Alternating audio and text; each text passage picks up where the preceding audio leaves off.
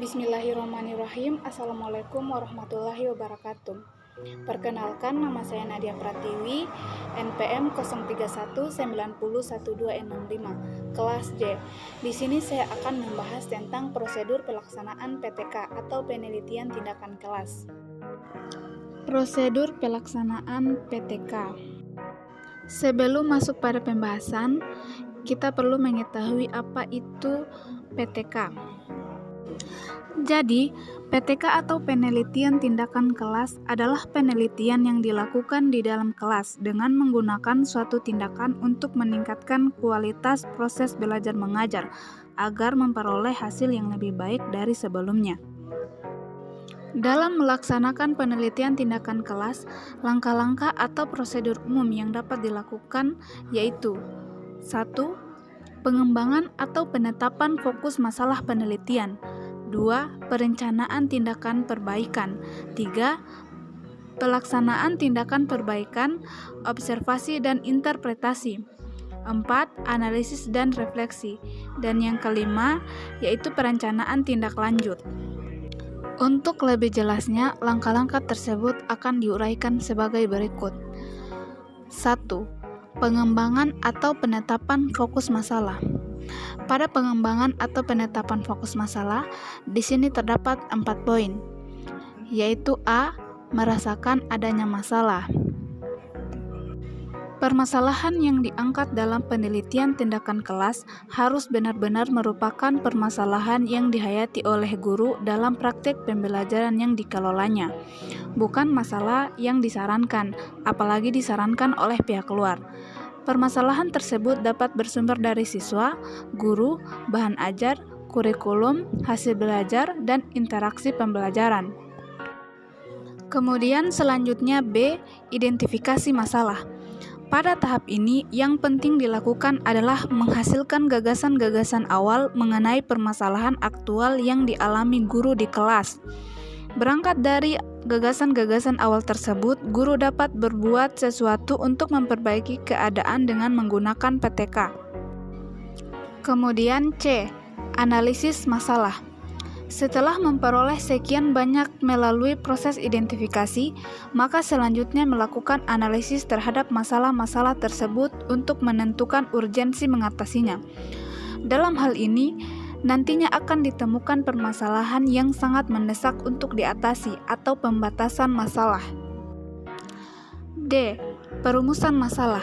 Setelah menetapkan fokus penelitian, maka perlu dilakukan perumusan masalah secara lebih jelas, spesifik, dan operasional.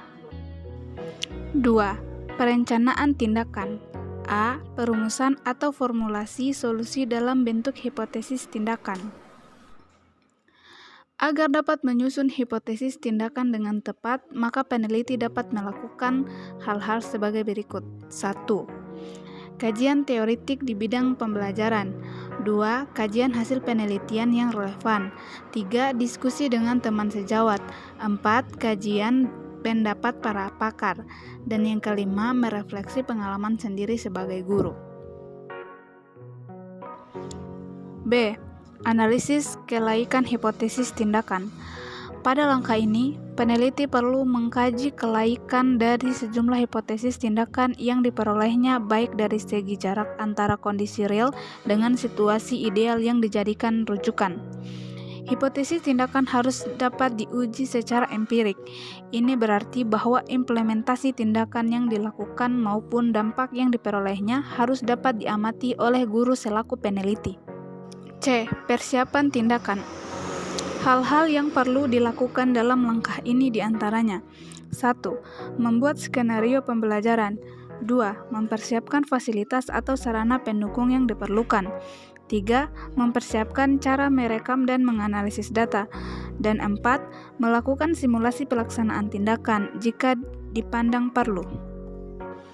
Baik, kemudian selanjutnya masuk pada bagian 3, pelaksanaan tindakan dan observasi interpretasi. A. Pelaksanaan tindakan. Setelah semua kegiatan persiapan selesai, maka skenario tindakan perbaikan yang telah direncanakan kemudian dilakukan dalam situasi yang nyata. Kegiatan ini merupakan kegiatan pokok dalam siklus penelitian tindakan kelas. Dalam kegiatan pelaksanaan tindakan ini juga dibarengi kegiatan observasi dan interpretasi serta kegiatan refleksi. B. Observasi dan interpretasi. Dalam penelitian tindakan kelas, observasi merupakan upaya untuk merekam segala peristiwa atau kegiatan yang terjadi selama tindakan perbaikan itu berlangsung dengan atau tanpa alat bantu tertentu. Hal penting untuk dicatat pada kesempatan ini adalah kadar interpretasi yang terlibat dalam rekaman hasil observasi. C. Diskusi balikan. Observasi yang dilakukan akan memberikan kemanfaatan yang banyak jika pelaksanaannya diikuti dengan diskusi balikan. Diskusi balikan sebaiknya dilakukan tidak terlalu lama dari waktu observasi. Bertolak dari rekaman data yang dibuat oleh pengamat diinterpretasikan bersama-sama antara pelaku tindakan perbaikan dan pengamat. Dan pembahasan mengacu pada penetapan sasaran dan strategi perbaikan untuk menentukan perencanaan selanjutnya. Kemudian 4. Analisis dan refleksi. A. Analisis data. Analisis data adalah proses menyeleksi, memfokuskan, menyederhanakan, mengabstraksikan, mengorganisasikan, serta urut atau sistematis dan rasional untuk menampilkan bahan-bahan yang dapat digunakan untuk menyusun jawaban terhadap tujuan penelitian tindakan kelas. B. Refleksi. Dalam penelitian tindakan kelas, refleksi merupakan upaya untuk mengkaji apa saja yang telah dan atau yang tidak terjadi, apa yang telah dihasilkan atau belum berhasil dituntaskan melalui tindakan perbaikan yang telah dilakukan. Kemudian terakhir 5. Perencanaan tindak lanjut. Hasil analisis dan refleksi akan menentukan apakah tindakan yang telah dilaksanakan telah dapat mengatasi masalah dalam penelitian tindakan kelas ini atau belum.